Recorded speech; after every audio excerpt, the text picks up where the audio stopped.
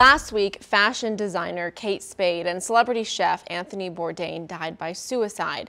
As news spread of their passings, many people took to social media to advocate for suicide prevention.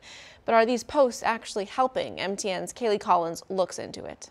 Everywhere you look, whether it be on Twitter or Facebook, your feed is more than likely inundated with posts asking those who are experiencing suicidal ideation to reach out. I think when people are advocating and they're showing that pain, they're not glamorizing it. Reaching out is the biggest thing. I mean, the more times you reach out, the more times you ask for help, you're going to find something that works. Others asking for people to check on their friends. Most of us are aware when somebody is going through that, or we've seen signs and symptoms.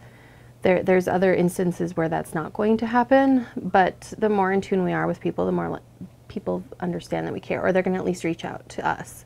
But people are talking about suicide prevention, which Zimmerman says can be helpful. I think people advocating and talking about it is always good. If you're going to be an advocate and try to speak up, make sure you're educated on the right things to say. You can do more harm than good if you're not using the facts.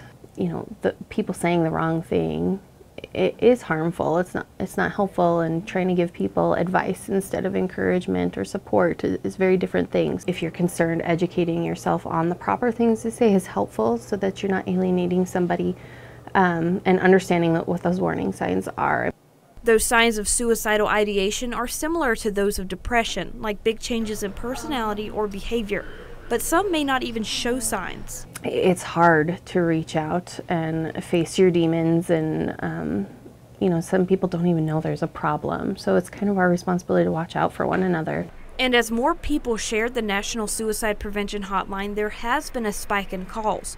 Great Falls Hotline Voices of Hope has also seen a 12% increase since last week, according to Director Jackie Gittens. She says while it's positive people are reaching out, more people are considering suicide as an option rather than just a passing thought. In Great Falls, Kaylee Collins, MTN News. And there is help and resources available, such as the Voices of Hope hotline displayed on your screen. Stick